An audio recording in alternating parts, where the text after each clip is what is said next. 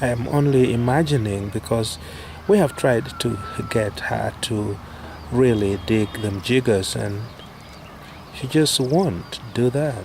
And as we know, Rise Up Society will continue helping somebody as the solution is sought for, because we represent the voice for the voiceless. We give that voice to those who would never be heard, whose plight would always be with them until maybe they die. Those are the people we are called to give a voice to. And so, as we look for solutions, we don't really stop the help. We make sure that at least the person has been solaced, has received something, some form of support, as we seek out for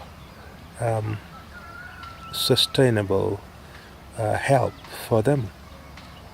We have a lot of people and even organizations that would come and make a survey about the condition of somebody like Teresa and write a report about that and go away.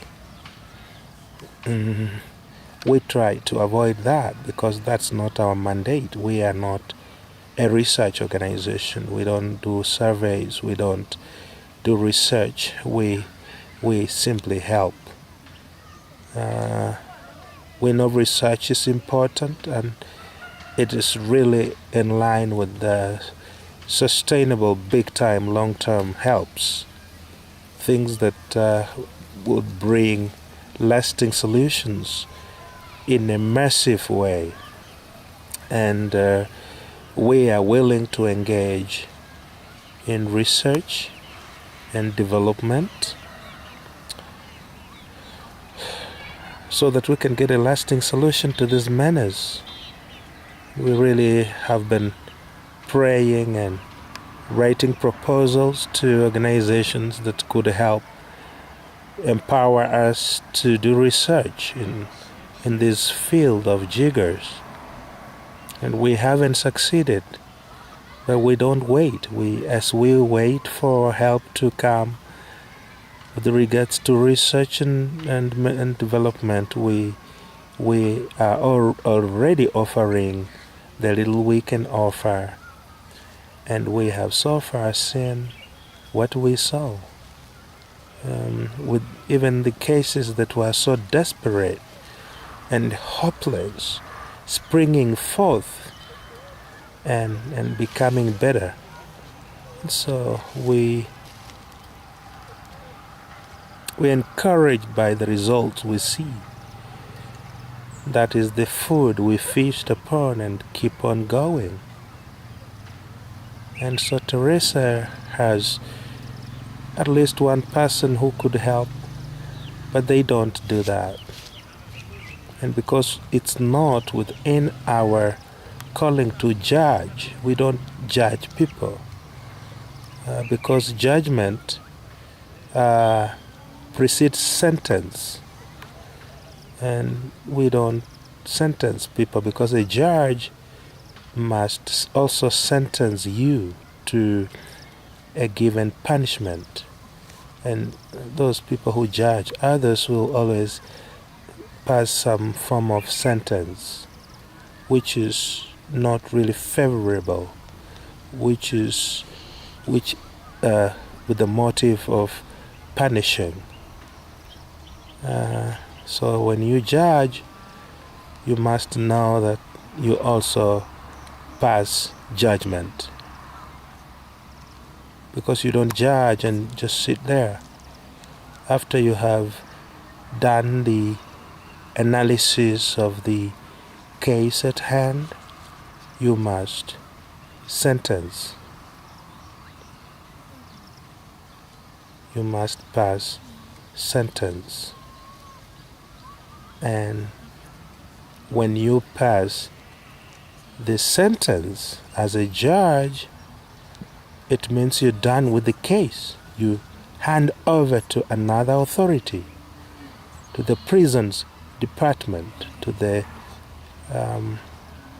correctional services. You don't again go and you become a prison warder or a prison officer. No, you hand over the victim of your judgment to somebody else to deal with them, so that now your hands are washed, although they can never be clean. When somebody has been imprisoned, they can forget everything else, but they will never forget the judge who sat on the bench and passed that judgment.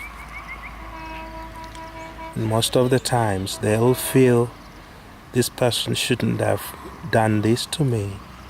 Look at how I'm now separated from my family. Look at how much I'm now suffering because of this judgment that was meted upon me by that judge. Very few people will look at their sentence they've been given and really understand that it is fair. They deserved that. Very few people. I have done visits to prisons, and that's what I gather. You would hear somebody say, yes, I was wrong. I don't try to justify the mistake, but I feel I should have been given a fairer sentence. Nobody will say, very few, of course, we have those ones who can say that, but most of the people I've met always tell me this was too harsh. I know the mistake was there, but it was too harsh. I don't agree with the decision they made. And that is why we always get appeals. While somebody is inside, they will still make an appeal. And then we have the appellate courts and the appellate processes that seek to rescind the decisions, the judgments that were passed by that highly distinguished judge on that fateful court day. And so we know that there are people who should be helping Teresa. We know that. But they don't. So we then present ourselves and we stand in the gap. That is our calling. We are called to actually stand in the gap. And judgment is not within our jurisdiction. And that is why we don't ask a lot of questions. In fact, our questions come later on. After we have now finished with her, then we talk to them. And it's not like we don't try to train people on hygiene and these things. We do that because it supports our work. It makes our work easier when people have been taught hygiene, and so we teach them hygiene, and we try to encourage them to help those who are special cases like Teresa to be more hygienic by washing them, by advising them and helping them learn some routines, some simple routines like cleaning their own bodies. We do that. Sometimes we get somebody who is kind enough to follow on with what we have suggested, but sometimes we don't get that person. And what that means, what that implies, is that we will come back again to help again. The moment we hear the problem is still there, we must return again to help. And it has been like that. It has been like that. and we don't complain, we are grateful for it.